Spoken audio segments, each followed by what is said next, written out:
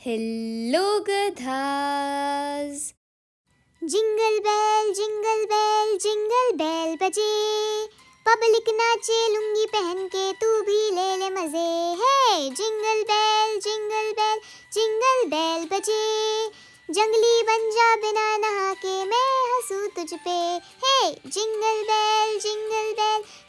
Bell बजे, टा टा टा टा टा टा टा टा टा टा टा। अब इस पार्ट में हम पढ़ने वाले हैं उन 4 इन्वेंशंस के बारे में। पहली, कोल एंड आयरन इंडस्ट्री। कोल और आयरन इंडस्ट्रीज में कोल, आयरन ओर और बाकी मिनरल्स जो यूज़ होते थे वो सब इंग्लैंड में एबंडेंस में अवेलेबल थे। अब आयरन को उसके ओर से प्योर लिक्विड की फॉर्म में निकाला जाता है और इस प्रोसेस को कहते हैं स्मेल्टिंग। सदियों से इस प्रोसेस के लिए चारकोल का इस्तेमाल होता था, पर ये चारकोल ही प्रॉब्लम्स क्रिएट कर रहा था। चारकोल ज़्यादा ड्यूरेबल नहीं था, वो ख़राब हो सकता था अगर ज़्यादा लॉन्ग डिस्टेंसेस पे उसको ट्रांसपोर्ट किया जाए तो। मतलब चारकोल लॉन्ग डिस्टेंस पे ट्रांसपोर्ट करना तेरे बस की बात नहीं। दूसरी परेशानी, चारकोल में इम्प्योरिटीज़ होती थीं। उसकी वजह से जो आयरन प्रोड्यूस होता था वो पुअर क्वालिटी का होता था। मतलब कि जो आयरन प्रोड्यूस होता था वो कड़क नहीं होता था। तीसरा, चारकोल बनता है वुड को हीट करके, पर सारे फॉरेस्ट्स टिम्बर के लिए डिस्ट्रॉय करे जा रहे थे, तो इसीलिए चारकोल की सप्लाई कम हो गई। और चौथी परेशानी कि चारकोल हाई टेम्परेचर्स जेनरेट नहीं कर पाती थी। अब इस परेशानी का हल ढूंढते हैं। इन सब परेशानी का हल निकाला डार्बी फैमिली ने। ये आयरन मास्टर्स थे, बेटा, बेटे के पापा और बेटा के दादा।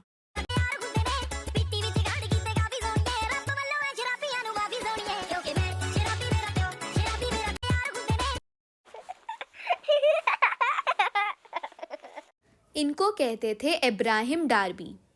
इन डार्बीज़ ने ऐसी इन्वेंशंस की कि मेटलर्जिकल इंडस्ट्री में बहुत चेंजेस आए।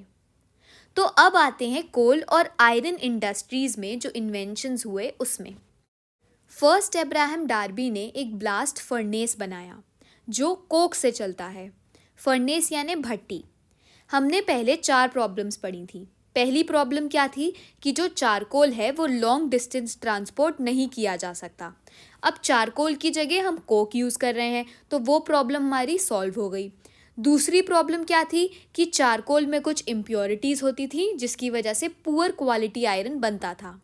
यहाँ पे जो कोक है वो कोल में से सल्फ़र और इम्प्योरिटीज़ निकाल के बनाया जाता है, तो इम्प्योरिटीज़ तो निकल गई, तो हमारी सेकंड प्रॉब्लम भी सॉल्व हो गई। तीसरी प्रॉब्लम क्या थी कि शॉर्ट सप्लाई थी चारकोल की। अब हम चारकोल यूज़ ही नहीं कर रहे हैं, तो वो भी सॉल्व हो गई। चौथी प्रॉब्लम क्या थी कि चारकोल हाई टेम्परेचर जनरेट नहीं कर पाता था, लेकिन कोक हाई टेम्परेचर्स जनरेट कर सकता था। तो अब ये फर्नेसेस चारकोल पे डिपेंड नहीं करते थे और कास्टिंग्स अब फाइनर और लार्जर बनने लगी थी। कोई भी लिक्विड मटेरियल को एक शेप देके जब सॉलिडिफाई करने को रख दिया जाता है तो जो सॉलिड पार्ट बनता है उसे कहते हैं कास्टिंग्स। तो अब वो कास्टिंग्स लार्ज और फाइन बनने लगी थी, परफेक्ट बनने लगी थी। दूसरा इन्वेंशन किया सेकेंड डार्बी ने। उन्होंने डेवलप किया रॉट आयरन। ये जो रॉट आयरन था वो लेस ब्रिटल होता था, इजीली ब्रेक नहीं हो पाता था। तीसरा इन्वेंशन, हेनरी कॉट ने एक तो पडलिंग फर्नेस डिज़ाइन किया जिससे मोल्टन आयरन से सारी इम्प्योरिटीज़ हट सकती थी। और दूसरा, हेनरी कॉट ने बनाया था रोलिंग मिल जिससे प्योरीफाइड आयरन को बार्स में रोल किया जा सकता था, वो भी स्टीम की मदद से। अब पॉसिबल हो गया था कि आयरन के बहुत से प्रोडक्ट्स प्रोड्यूस कर सकते थे।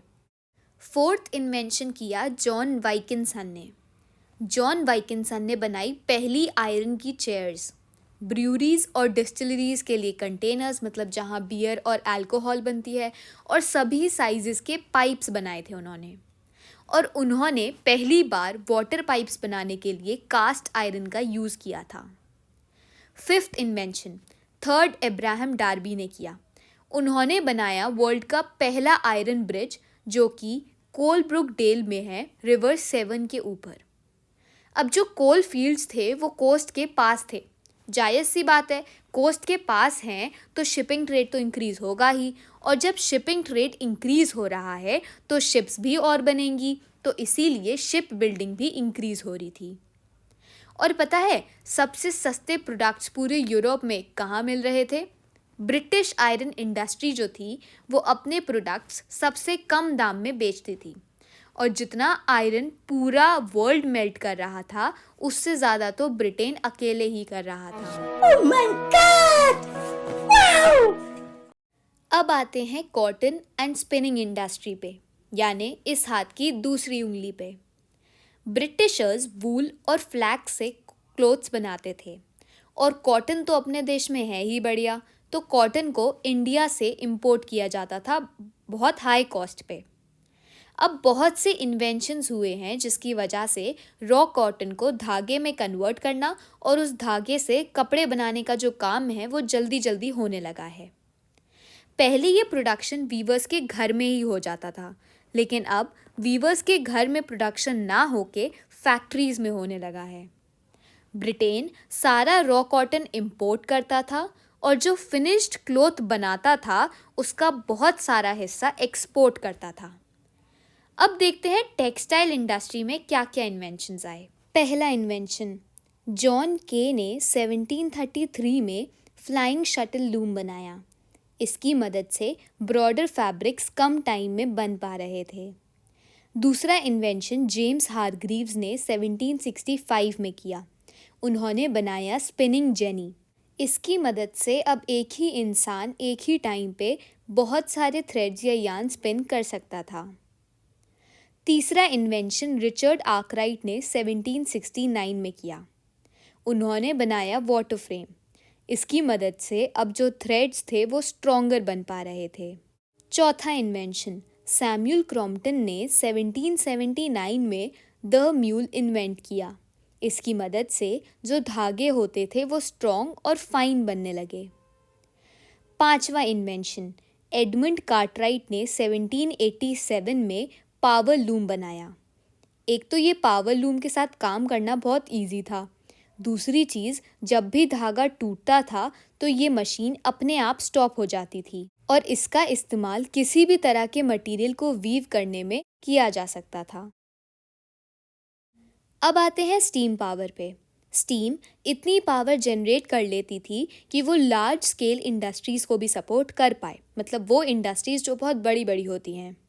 दूसरी चीज़, स्टीम पावर इतना ज़्यादा हाई टेम्परेचर पे प्रेशर प्रोवाइड करती थी कि बहुत सी मशीनरी का यूज़ हो पाए। तीसरी चीज़, ये रिलायबल थी और इनएक्सपेंसिव थी। इनको एक तो मशीनरी यूज़ करने के लिए जो पावर लगती है वो भी स्टीम प्रोवाइड कर पाता था, और मशीन बनने के लिए जो पावर लगती है वो भी स्टीम पावर प्रोवाइड करता था, और वो भी ज़्यादा एक्सपेंसिव नहीं होती थी। स्टीम पावर सबसे पहले यूज़ हुई थी माइनिंग इंडस्ट्रीज़ में। अब यहाँ पे आती है एक प्रॉब्लम, माइंस में ना फ्लडिंग होने लगी थी, बाढ़ आने लगी थी। इसका सॉल्यूशन मिला थॉमस सेवरी की इन्वेंशन से। तो अब गौर करते हैं स्टीम पावर में जो इन्वेंशंस हुई उन पे। पहली इन्वेंशन की थॉमस सेवरी ने 1698 में। उन्होंने एक स्टीम इंजन बनाया जिसका नाम रखा the miner's friend. The miner's friend, उससे क्या होता था, उससे माइंस को ड्रेन किया जाता था। शैलो डेप्थ्स में ये बहुत धीरे धीरे चलती थी, और जहाँ पे बहुत ज़्यादा प्रेशर होता था वहाँ पे जो उसका बॉयलर होता था, एक पार्ट है, वो बर्स्ट हो जाता था। दूसरी इन्वेंशन करी थॉमस न्यूकमन ने 1712 में। इन्होंने एक और स्टीम इंजन बनाई। इसमें क्या डिफेक्ट था? इसमें ये डिफेक्ट था कि कंडेंसिंग सिलेंडर की कूलिंग कंटिन्यूसली होती रहती थी। इसकी वजह से बहुत सी एनर्जी लूज़ होती रहती थी, एनर्जी वेस्ट हो रही थी। तीसरा इन्वेंशन किया जेम्स वॉट ने 1769 में। उन्होंने एक एडवांस्ड स्टीम इंजन बनाई। इस स्टीम इंजन से फैक्ट्रीज़ की पावर मशीन्स भी चल सकती थी। दूसरा काम जो जेम्स वॉट ने किया था वो किया था सोहो फाउंड्री क्रिएट करी बर्मिंघम में इन 1775। इस फाउंड्री की मदद से जो वॉट की स्टीम इंजन बनाई थी, जो हमने पढ़ा कि उन्होंने एडवांस्ड स्टीम इंजन बनाई थी, वो जो है और ज़्यादा प्रोड्यूस हो सकती थी। अब आते हैं कैनाल्स और रेलवेज़ पे। सबसे पहले बात करते हैं कैनाल्स की। कैनाल्स को क्यों बनाया गया? जिससे कोल को ट्रांसपोर्ट किया जाए अलग अलग सिटीज़ में, इसीलिए कैनाल्स बनाए गए।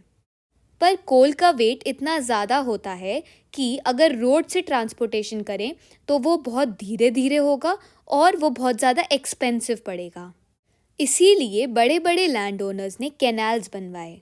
जो बिर्मिंघम सिटी है वो इतनी ज़्यादा ग्रो क्यों कर रही है?